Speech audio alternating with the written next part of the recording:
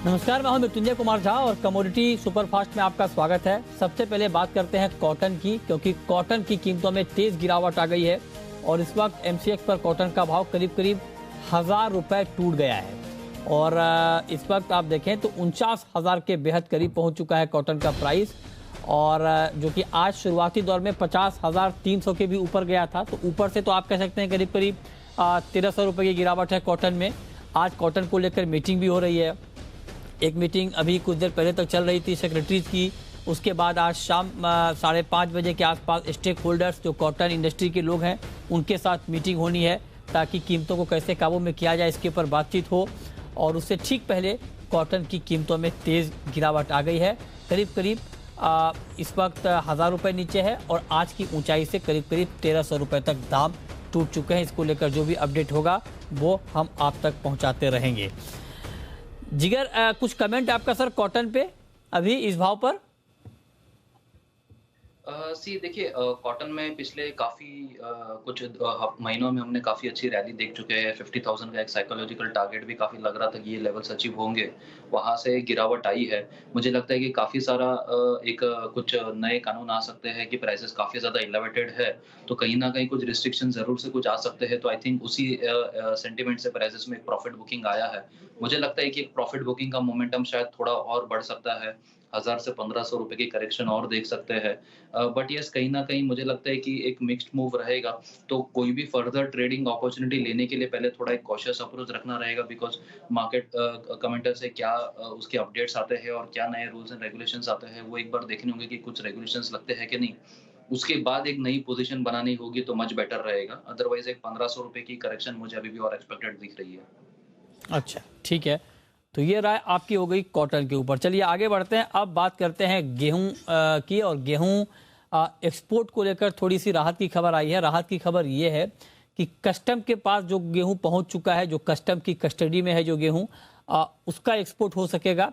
और साथ ही 13 मई तक जो रजिस्टर्ड कंसाइनमेंट है, जो खेप है जिसको रजिस्टर कर लिया गया है 13 मई तक, उसका एक्सपोर्ट भी हो सकेगा। ये खबर आई है। इजिप्ट एक्सपोर्ट होने वाले गेहूं को भी अनलोड करने की मंजूरी दे दी गई है। एक्सपोर्ट बैन के बाद हमने आपको तस्वीर भी दिखाई थी कांडला पोर्ट की, जहां पर लंबी लाइनें ट्रकों की लग गई थी क्योंकि वहां पर अनलोडिंग नहीं होने की शिकायत आ रही थी। लेकिन अब यह खबर आई है कि जो कंसाइनमेंट 13 मई तक रजिस्टर्ड है उसका एक्सपोर्ट हो सकेगा। इस पर बातचीत करने के लिए हमारे साथ राकेश धीर साहब हैं जो गेहूं के एक्सपोर्टर हैं। राकेश जी, बहुत स्वागत है आपका। आप तो एक्सपोर्टर हैं सर, कुछ इन्फॉर्मेशन आप लोगों के पास आई है क्या? ये कितनी बड़ी राहत है 13 मई तक वाली? सर, ये राहत को हम स्वागत करते हैं और ये राहत ऑलरेडी फॉरेन ट्रेड पॉलिसी के तहत ऑलरेडी है। जो फॉरेन ट्रेड पॉलिसी के अंदर पेज नंबर 201 और column number B and C serial number, उसके अंदर ऑलरेडी ये राहत थी। लेकिन क्या होता है कि सरकार ने जब नोटिफिकेशन निकाला, अगर उसी के अंदर ये मेंशन कर देते तो आज 4 दिन का जो वेस्टेज ऑफ टाइम और स्टॉपेज हुआ है एक्सपोर्ट का बिजनेस का, वो हकीकत के अंदर मसला सॉल्व हो जाता था। अगर उसी नोटिफिकेशन नंबर 6 के अंदर लिख देते कि एज पर FTP page number 201 B and C, जो भी शिपमेंट हैंड ओवर कर दिया, कस्टम इज द कस्टोडियन, उनको अलाउ करना चाहिए।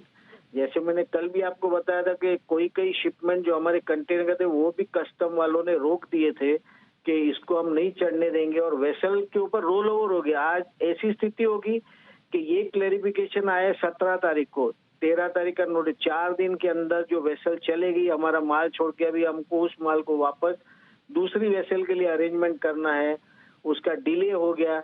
और शिपिंग लाइन के जो प्लानिंग रहती है उनके स्लॉट की, उसके अंदर किराए बढ़ जाते हैं तो हमको वो किराए का भी भुगतान करना पड़ेगा। ठीक है। तो मेरी एक रिक्वेस्ट है कि सरकार को आगे से जो भी नोटिफिकेशन निकाले उसके अंदर जो रिलैक्सेशन ऑलरेडी है एफटीपी के अंदर, वो उसी के अंदर लिख देवे तो इट बिकम वेरी क्लियर।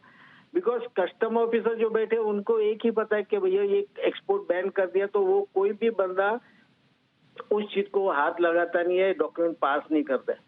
अगर एक क्लियरली मेंशन होता तो ये 4 दिन का जो वक्त का स्टॉपेज हुआ, बहुत दिक्कत हुई है, सबको बहुत परेशानी हुई। ठीक है, मतलब आप कह रहे हैं कि थोड़ी अगर मतलब इसको लेकर क्लैरिटी जल्दी आ जाती तो थोड़ा और अच्छा होता, लेकिन ठीक है, देर आए दुरुस्त आए। मतलब राहत ये है कि 13 मई तक जो रजिस्टर्ड कंसाइनमेंट है उसका एक्सपोर्ट हो सकेगा। बहुत शुक्रिया राकेश जी, आपका जुड़ने के लिए, इस पर बात करने के लिए। अब जिगर आप बताइए कि आज के लिए गोल्ड सिल्वर ये दो काउंटर ट्रेड के लिहाज से कैसे हैं, यहाँ पर क्या करना चाहिए?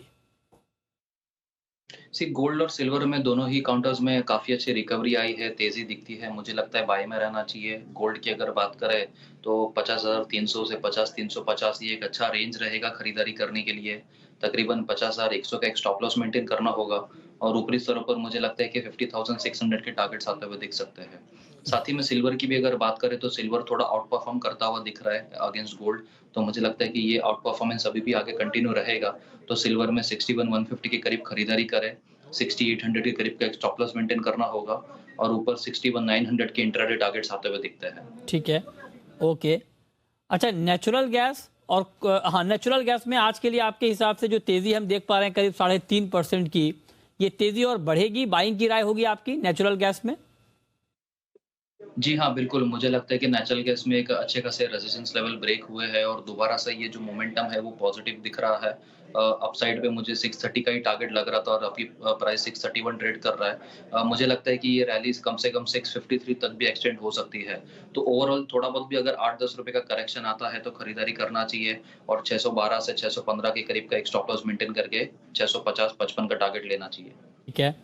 कॉपर और एल्युमिनियम ये दो काउंटर बेस मेटल के, क्योंकि मेटल में अब फंडामेंटली मार्केट यूटर्न ले रहा है, तेजी की तरफ रुख कर रहा है, क्योंकि एक तो चाइना में लॉकडाउन हट रहा है, वहां से डिमांड बढ़ने की बात हो रही है, स्टॉक ऑलरेडी कम है। आप बताएं क्या किया जाए कॉपर में और एल्युमिनियम में?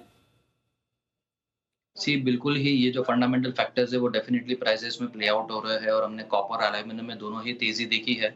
मुझे लगता है कि तेजी और बरकरार रहेगी। कॉपर की बात करें तो 764 के लेवल्स पे अगर मौका मिले तो खरीदारी करें, 772 का टारगेट आ सकता है।